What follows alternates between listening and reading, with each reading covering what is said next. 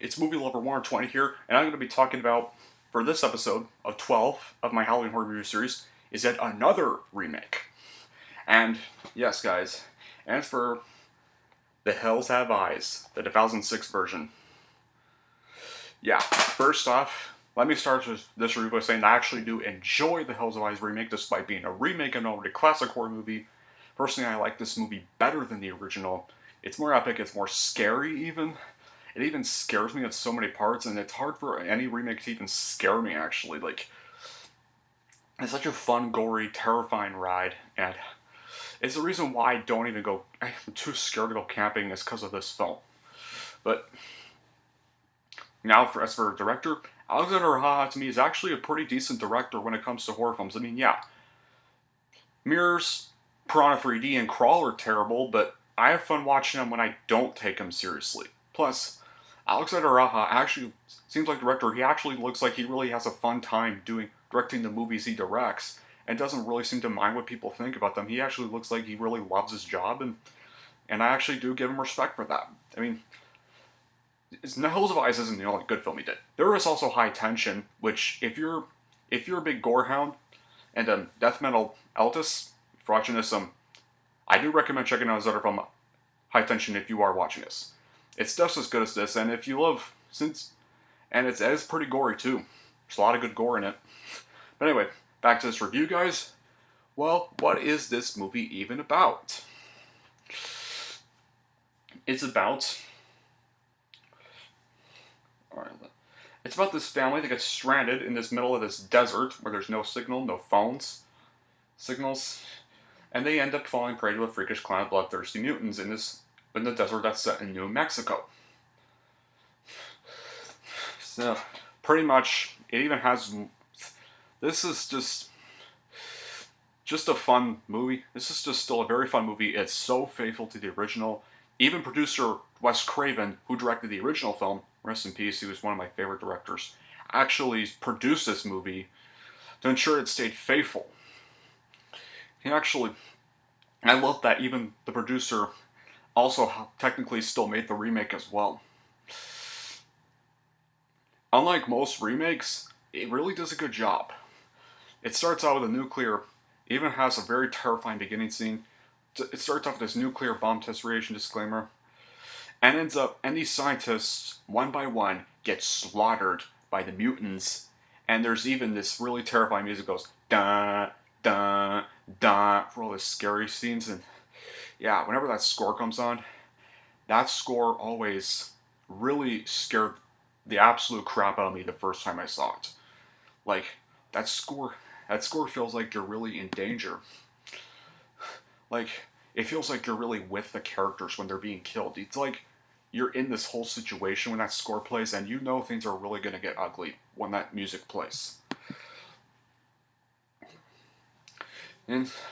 And then it cuts to the family. They arrive in the desert, and I think, sure, I mean, the Carter family characters aren't great characters, but they're still pretty well-written characters for a horror film. They're actually your typical family members. They just seem to love messing around with each other, and like normal siblings and other family members do, but they're actually characters you can actually root for and actually feel bad for if they get killed and want them to escape.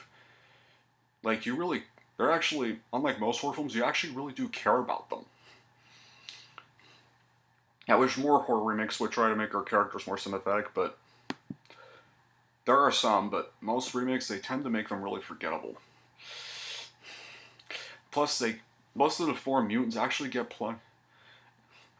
technically, actually do get some more information. They do get good screen time, unlike most where they barely appear. They actually appear more, and you know when they're there. You can sometimes even see scenes from their point of view and stuff, and I think probably the scariest and goriest scene in this movie is when the mutants attack the trailer, kidnap their baby, and R.A., one of the two sisters, and probably the shot that scares me the most is when that one mutant gets his hand and puts it on the older sister's face, like in the DVD cover, like I showed you, and man, that's still a very infamous shot. It's like you probably saw in the thumbnail and on the poster and DVD cover. Like, it just disturbed me.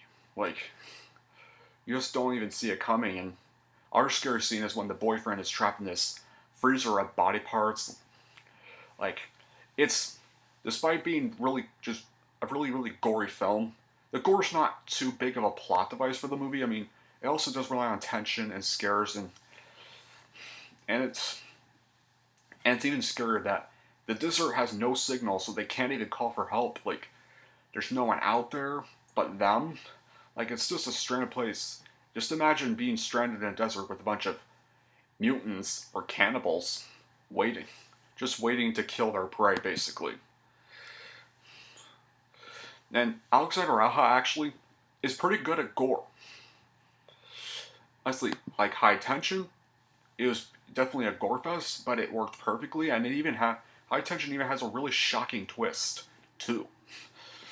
Like, that movie had a twist that you don't see coming. I'm not gonna spoil much of High Tension. I'm just mostly trying to talk about Hills of Eyes here, but Alexander Aja basically takes Craven's original film and he builds on it in just about every way. It's got better visual effects, better acting, better makeup, and better story presentation even, and much, much more gore. And and it really shows that he really seems like he really cares about Craven's original film and actually respects it in every way.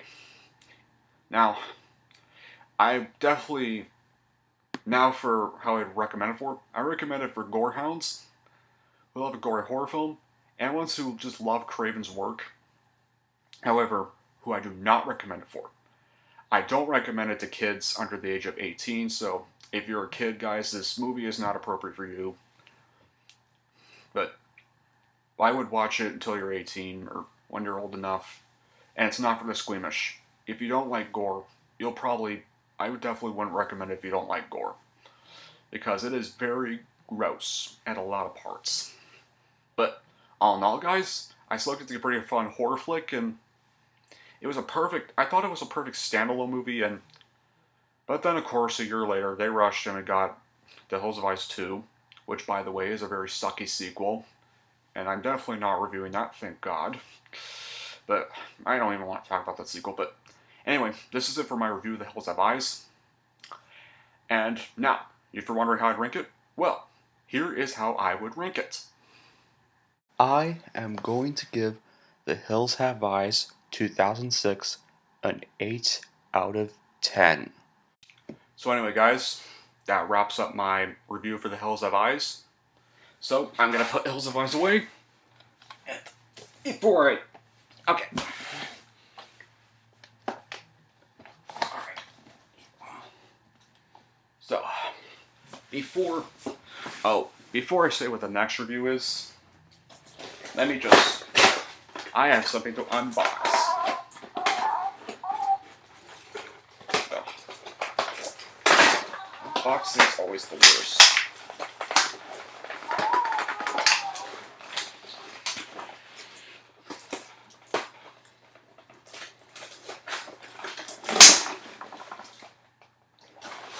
But what I want to... Alright, I'll just unbox later, but I want to show you. Yep, I got Baby Yoda, guys. I went essential shopping, and I got him as one of my essential shops. So, but yeah, that's all I wanted to say. So, what is my next review? Well, my next review is for none other than, of course, The Wicker Man. Wait. Did I just say The Wicker Man? Oh, no. No. I really have to talk about this. Alright. My next review is for The Wicker Man. And yes, guys, unfortunately not the original. Instead, I'm going to be reviewing the Nicolas Cage version. And let me just say this. Not the bees.